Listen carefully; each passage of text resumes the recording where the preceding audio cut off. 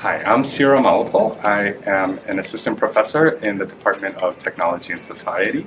Um, the courses I teach, I do two courses in ICT for D, that's ICT for Development, one in Data Science Management, and the other Mobile Revolution in Development.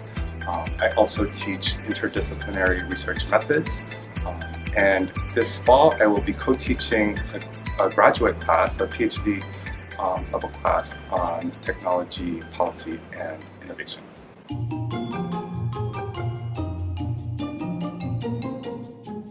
I read the three books that I read this summer. I'll do them, tell you in the order that I'll discuss them. Here, the first one is by Mariana Mazzucato. It is the Mission Economy. It's a moonshot guide to changing capitalism. I also read this, The Knowledge Machine, How Irrationality Created Modern Science by Michael Strevens. And the final one is Curse Bunny by Bora Chong.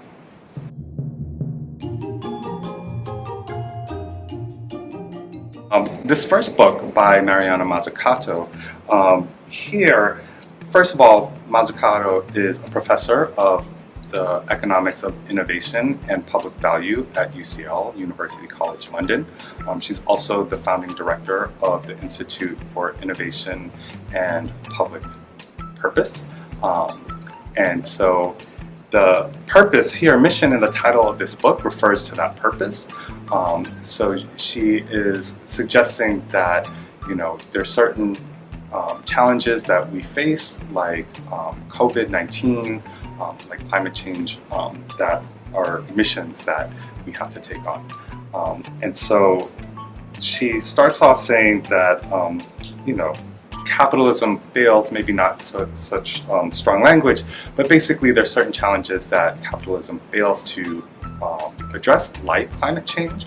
And so she suggests that we adopt some policies that are more mission-oriented, that allowed us to do things like reach the moon, so that apply that to the innovation to address these challenges. So I think that one of the things that she says is that we need to think about the public and private sectors differently, that government needs to kind of encourage policies that encourage the private sector to address these challenges by changing some of those incentives. And I think that Korea, although it's not specifically stated in the book, Korea really offers a lot of examples, and we can learn from Korea because it's basically adopted these approaches, creating some industries like the automotive industry. You can think when it first entered into the industry, it really didn't have the capability to do so. And then also with COVID-19, Korea is one of the few countries in the world that are producing vaccines. And so I think that DTS students and even SUNY Korea students will really find this interesting. The next book is The Knowledge Machine.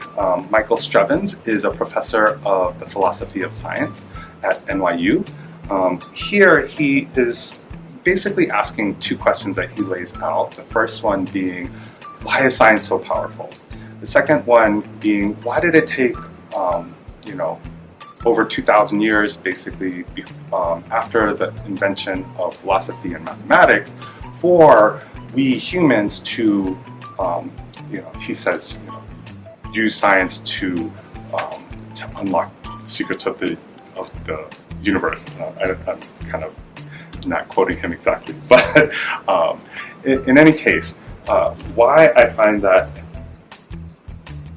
interesting is that he really is talking about how we accumulate knowledge, science and technological knowledge, to kind of address technological change, or how to create technological change, which is my interest in research.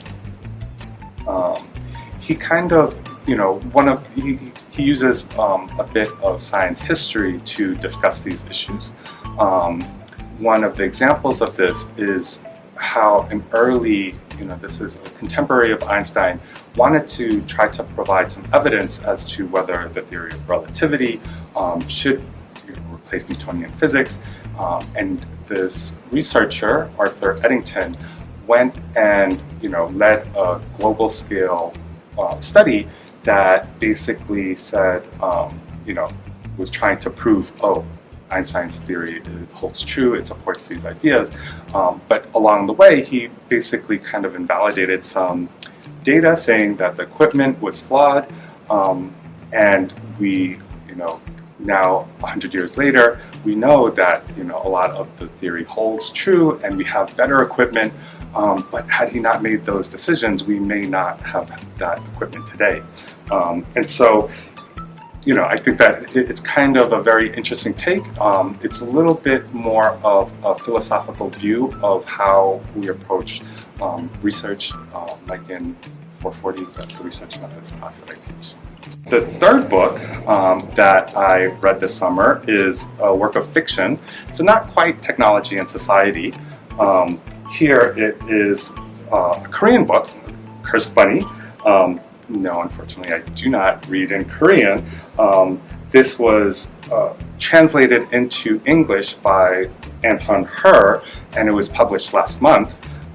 August happens to be Women in Translation Month, and so I thought, okay, why not? It's the summer. I am sharing this with you today because I think it's a great collection of short stories. There's 10 of them. And I think that it really is quite imaginative. The stories are fantastic, they're horror, they're sci-fi, not all at once, but in any case, it really pushes our imagination, which is something that I think it's very important for us. But also, it provides a different perspective on certain problems in society that we all face and need to address. And so, it kind of forces us to think about things in different ways. An example is the first story, The Head, which basically is a warning about the waste that we produce. And I'll also give you a warning about these stories. They are not for the squeamish. But in any case, that was a lot of fun.